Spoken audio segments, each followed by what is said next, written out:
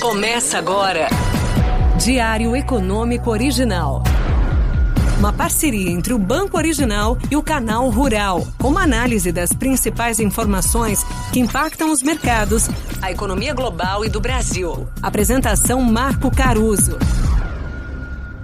Bom dia, hoje é sexta-feira, 17 de março de 2023 e esse é o seu Diário Econômico Original.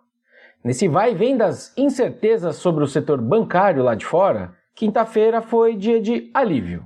O primeiro gatilho ontem foi o depósito de 30 bilhões de dólares por parte dos grandes bancos americanos para ajudar a resgatar o First Republic Bank, outro que entrou na mira dos investidores. A secretária do Tesouro, a Janet Yellen, também disse a um comitê do Senado que o setor bancário americano era sólido e que os americanos podem se sentir confiantes de que seus depósitos estarão lá quando eles precisarem. E aí as ações subiram e os nervos em torno das ações de bancos, na Europa inclusive, ficaram menos à flor da pele. Muito interessante que tudo isso aconteceu mesmo com o Banco Central Europeu entregando um aumento de 0,5% nas suas taxas de juros, no topo ali das expectativas do mercado, que vinham na verdade caindo com o desenrolar desses ruídos bancários. O BCE alertou que, abre aspas, a inflação deve permanecer muito alta e por muito tempo. E Christine Lagarde, que é a presidente do BCE Europeu, também mandou dizer que não existe trade-off, uma escolha entre estabilidade de preços e a financeira. Mas não sem antes, obviamente, esclarecer que estão preparados para fornecer suporte de liquidez ao sistema financeiro da zona do euro, se necessário.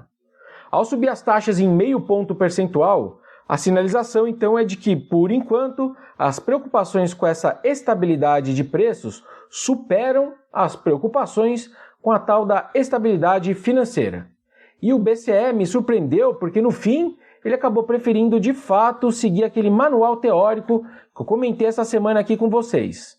Juros são mais eficientes para atacar os objetivos clássicos de controle de inflação, enquanto medidas prudenciais de liquidez e regulatórias são a ferramenta ideal para a manutenção dessa estabilidade financeira que eu estou comentando.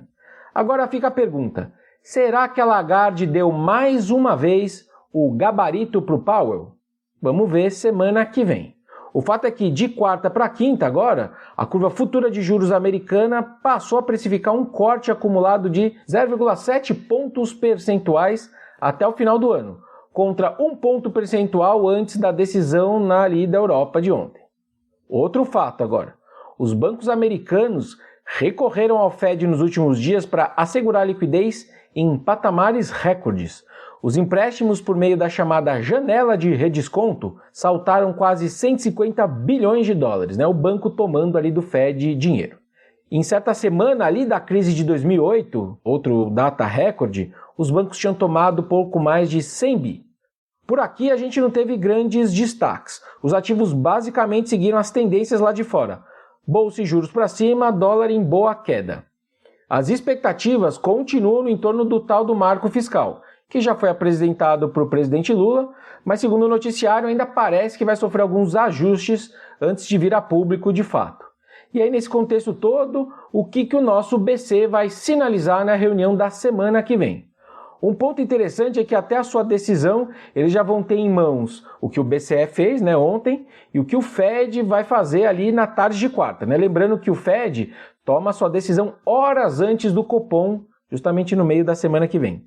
Rodando aqui os nossos modelos do original, mas que tentam replicar o que o Copom vai ver lá na sua reunião, a gente está vendo espaço para o IPCA projetado para o final de 2024, que é o horizonte relevante das decisões de hoje, piorando mais um pouco e atingindo ali 3,7% contra uma meta, lembrando que ainda é de 3%.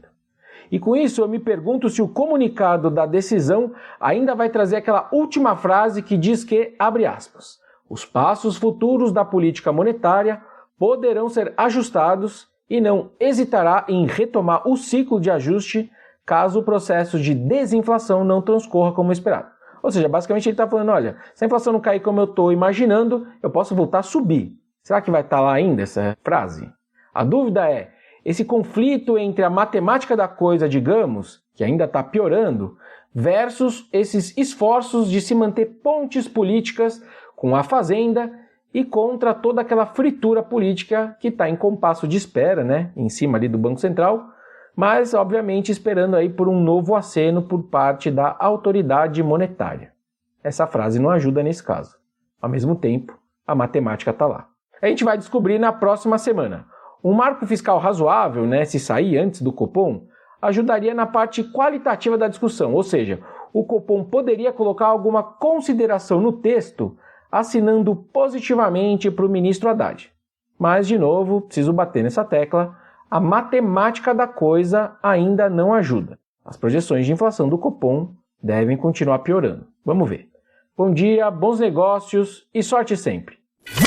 Você ouviu Diário Econômico Original, uma parceria entre o Banco Original e o Canal Rural, com uma análise das principais informações que impactam os mercados, a economia global e do Brasil. De segunda a sexta, às 6 da manhã, no Spotify e YouTube.